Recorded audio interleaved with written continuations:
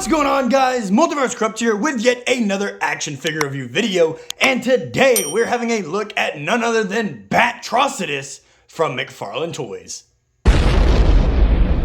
As always, guys, starting off this video, we're having a look at the McFarlane packaging, and it is, of course, that black, white, and blue with the open face window, seeing the monster of Batrocious right here front and center, DC Multiverse and Batrocious name down here at the bottom. Flipping them over here to the side, guys, we do see it says Batrocious from Dark Knight's Death Metal Comics, and then over here on the back, guys, is a product image of the figure itself looking absolutely nasty. He looks disgusting. Look at this monster right here. Flipping over here to the side, guys, not really much going on other than DC Multiverse and Batrocious again. Nothing at all going on at the top, and down here at the bottom is the barcode for you barcode guys. With all that said, let's go ahead and rip this beast out of the packaging and take a closer look.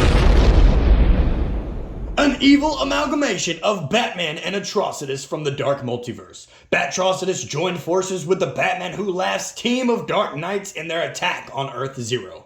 After their victory, he was assigned to guard New Apokolips, a hellish world where the majority of Earth's remaining superheroes are imprisoned.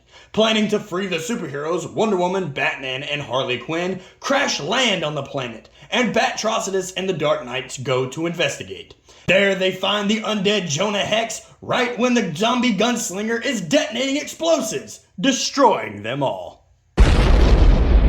So right here, guys, is Batrocious out of the packaging, and from my first-hand impressions, I freaking love this figure. He looks like an absolute beast. He is a monster. I really do enjoy this figure. I like the combination that Dark Knight's Metal really did with combining Batman with these different heroes and villains and just making him an overall psychopath. It's really fun to take a deep dive into Batman's psyche, and especially when it comes from other Earths and multiverses, where he is just absolutely insane and completely unhinged.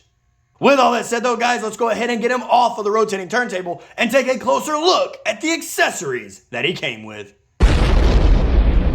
In terms of accessories, guys, Batrocious does of course come with the classic McFarlane stand, just a foot peg and DC stamped right there on the front. Let's go ahead and get that out of the way. Taking a look over here at the trading card now, guys, I really do love this product image they got of Batman. It's always the simple designs that they go with. They don't have him in some insane pose. He's just standing straight up and down with his chest poked out, meaning business. And just look at those teeth. That is disgusting. Can't wait to jump into that into detail. Flipping over here to the back now, guys, is the read-up. If you want to pause the screen and read it right now, always give you guys that little bit of a second. It is a little lengthy, but it is a good time. Nice little backstory on him.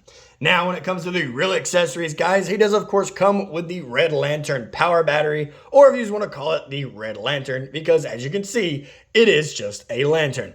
I really do enjoy this one here. It is just this little see-through red plastic that they use to design this power battery here, guys. And it even has the Atrocious logo, the Red Lantern logo, if you will, on top there. Like I said, something so simple can just go so far. And I also wanted to pull out the other lantern we saw with Kyle Rayner, just to show you guys that it is not a reused power battery. It is two different ones. So I really do enjoy the fact that McFarlane didn't go the lazy route and give us a red version of this. Now, of course, guys, let's go ahead and look at the other options he has. He does, of course, come with two open grabby hands. I'll be careful taking these off, guys, because I want to just rip them off. And these claws are freaking sharp. Poked the crap out of my thumb. It's not that bad, but it still hurt. It was very unexpected. And I will say you can see that the ring is sculpted into this finger here with the logo carved in it as well. Going over here now, guys, to the fisted hands. He does come with two fisted hands, and they have the ring resculpted right there as well. So luckily they're on the same hand, and the ring sculpt does look the same. With all that said though, guys, let's go ahead and move away from the accessories and zoom in to take a closer look at his detail.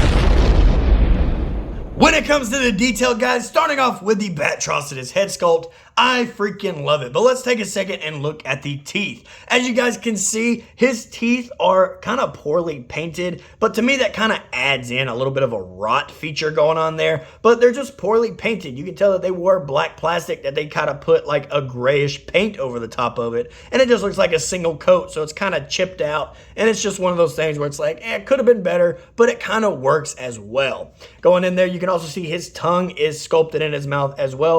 And for it to be a kind of a darkened flesh, kind of again with a little bit of a rot feature, he just looks freaking disgusting. I also love the red eyes that they gave him, and even these little red lines on top of his cowl. Going down here now, guys, to the torso, I love this design for the Batrocious' uniform. I love the little slits of black within the red plating here against the ab plates and the chest plates. That just feels like it really makes the logo stand out more, especially with it being this like ice white almost. It's like bluish white from my eye anyway.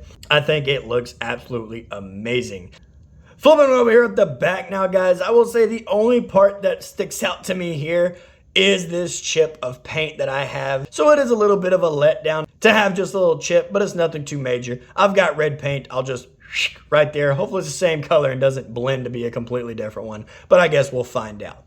One other thing I really do love about this whole uniform, guys, is he does have that texturing all throughout his uniform, all the way down to the legs. He is just detailed beyond belief. Just this little bit of detail here really goes a long way for me. It's a heck of a lot better seeing this than to see like what we saw with the Blue Beetle or the Booster Gold, and it just being some bland, flat plastic. That's boring. This is exciting.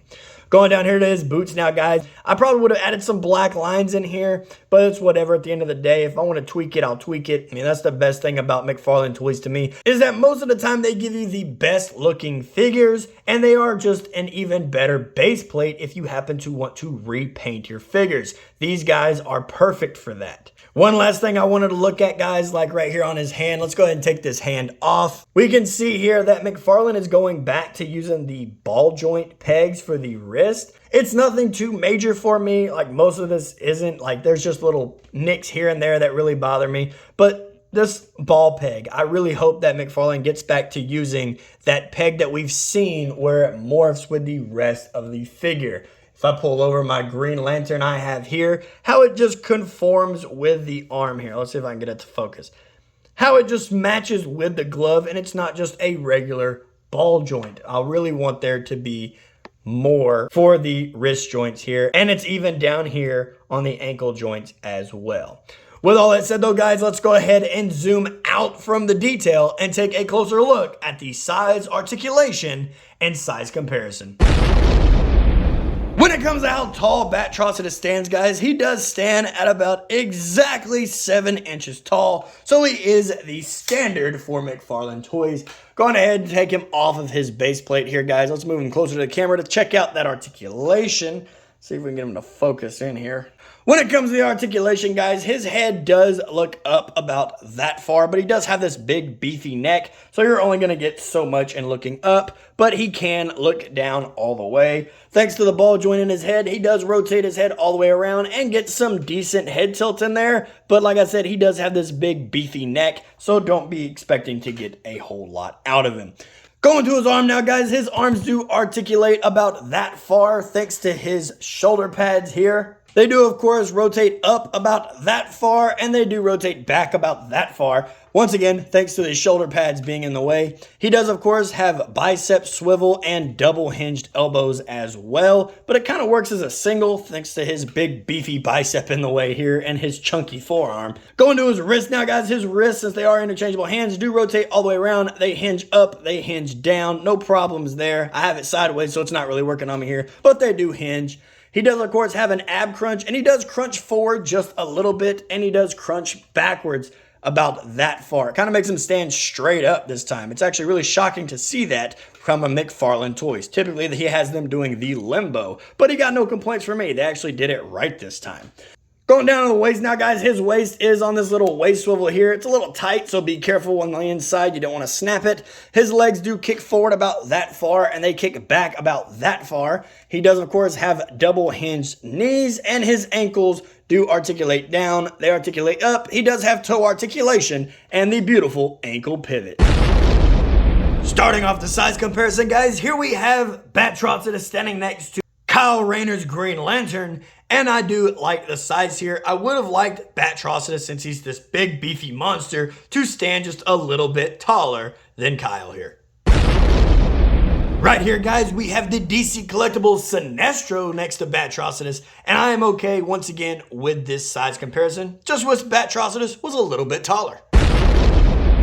Right here, guys, we of course had to get Atrocitus out here, the Build-A-Figure, standing next to Batrocious, and he is just this towering monster over the bat.